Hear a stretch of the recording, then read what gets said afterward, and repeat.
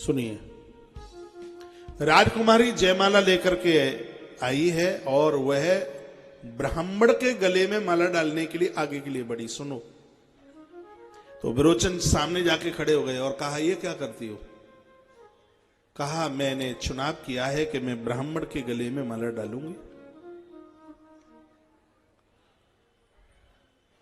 विरोचन ने कहा कि हम राजा लोगों का अपमान है। राजकुमारी ने कहा, ब्राह्मण बड़ा होता है, वो पूज्य है, वंदनीय है। विरोचन ने कहा, नहीं, हम राजा लोग बड़े होते हैं, हम में 8 देव वास करते हैं, हम रक्षा ना करें तो प्रजा समाप्त हो जाएगी। राजकुमारी ने फिर कहा कि ब्राह्मण बड़ा होता है और मैंने चुनाव किया है, मैं ब्राह्मण के गले में ही माला डालूंगी। विरोचन ने फिर कहा कि नहीं, राजा बड़ा होता है। आखिर में राजकुमारी ने यह कहा, यदि राजा बड़ा होता है तो जीवन भर तुम्हारे घर बैठ के सेवा करूंगी, और यदि ब्राह्मण बड़ा होता है तो मैं आपका मस्तिष्क ले लूंगी, आपको अपना शीश देना पड़ेगा। क्या इसमें तुम राजी हो? और ये मैं किसी राजा से न्याय मांगूंगी, और यदि उसने ये कह दिया कि ब्राह्मण बड़ा होता है, मेरी माला तुम्हारे गले में होगी। यदि उस राजा ने ये कह दिया कि ब्राह्मण बड़ा होता है, क्षत्रिय बड़ा होता, राजा बड़ा होता है, तो मैं तुम्हारे गले में माला डालूंगी। यदि ये कह दिया ब्राह्मण बड़ा होता है तो तुम्हारी गर्दन ले लूंगी, मैं मस्तिष्क ले लूंगी। विरोचन ने पूछा, न्याय किससे मांगा जाएगा? कहा, राजा प्रहलाद से। विरोचन तो हाल ही खुश हो गए, कहा, वो तो मेरा पिता है, न्याय मेरे ही पक्ष में करेगा। आधी सेकंड में कह दिया, ये मुझे बिल्कुल मंजूर है। माला गले में डली नहीं। वह राजकुमारी उस ब्राह्मण को और विरोचन को लेकर प्रहलाद की सभा में पहुंची। प्रहलाद जी उस समय गद्दी पर बैठे थे। जब वो ब्राह्मण युवक आ रहा था तो उसको देख करके प्रहलाद जी अपनी जगह पर खड़े हो गए।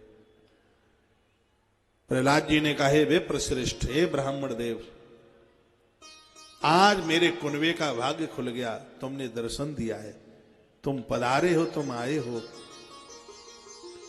मैं बहुत तुम्हारा आदर करता हूं, मान करता हूं। ये स्थान प्राप्त कीजिए, और उस ब्राह्मण को बैठने को जगह दी। तत्पश्चात उस राजकुमारी ने कहा, हे न्यायमूर्ति हिरण्यकश्यप पुत्र, हम तुम्हारे दरबार में आए, तुमसे एक न्याय मांगने के लिए आए हैं, क्या हमें न्याय मिलेगा? प्रहलाद जी ने कहा, हाँ देवी बोलिए। यह राज्यसभा कभी अन्याय नहीं कर सकती। क्या तुम्हें किसी ने त्रुषित परेशान किया है? क्या तुम्हारा किसी ने अपमान किया है? निश्चित रूप से उसको यथोचित दंड दिया जाएगा यदि किसी ने ऐसा किया है तो। राजकुमारी ने कहा, राजा साहब, अपमान मेरा किसी ने नहीं किया। फिर मैं एक ऐसा न्याय मांगने के लिए आपसे आई हूं, और सोच करके न्याय देना, क्योंकि उस न्याय में आपके पुत्र की मृत्यु लिखी है।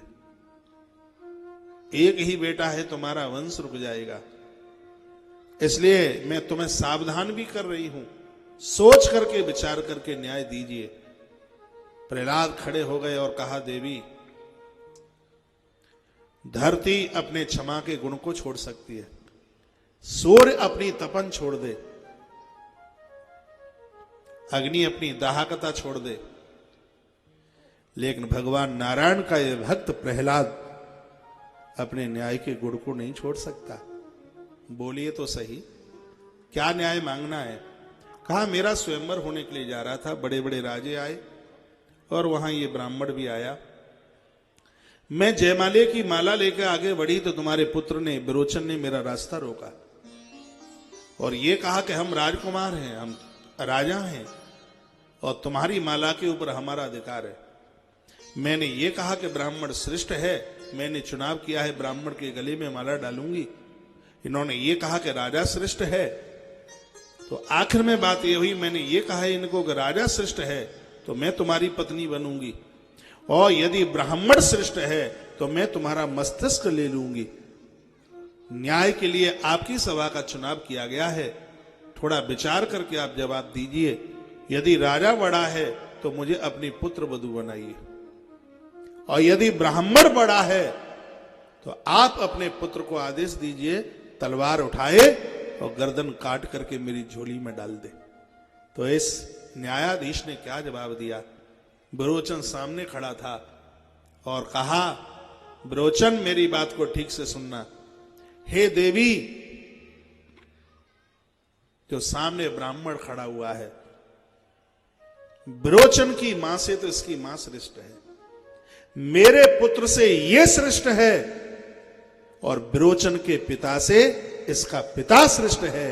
ये सर्व प्रकार से हमसे श्रेष्ठ है, ये ब्राह्मण हमसे श्रेष्ठ है।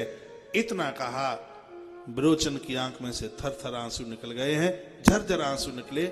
तलवार पकड़ाई प्रहलाद ने, पुत्र के हाथ में तलवार पकड़ाई और कहा कि ये तलवार से अपनी मस्तिष्क काट करके इसकी झोली में डाल दीजिए। और जैसे ही उसने तलवार अपने गले के ऊपर चलाने की कोशिश की है, उसी समय स्वयं भगवान नारायण प्रकट हो गए, फूलों की वर्षा हुई और कहा, जय हो प्रहलाद, यह मैं वादा करता हूं कि तुम्हारे वंश में जन्म लेने वाले किसी को मैं मारूंगा नहीं। और जिस पुत्र के लिए तुमने आदेश किया और उसने तुम्हारे आदेश को स्वीकार किया, मरने को तैयार हुआ, विरोचन, ये मेरा वायदा है, विरोचन के पुत्र बलि की देहली पर एक बार पुनः मैं आकर के एक अवतार धारण करूंगा। बामन बनकर के भगवान आए। प्रभु ने यह बात पहले ही बोल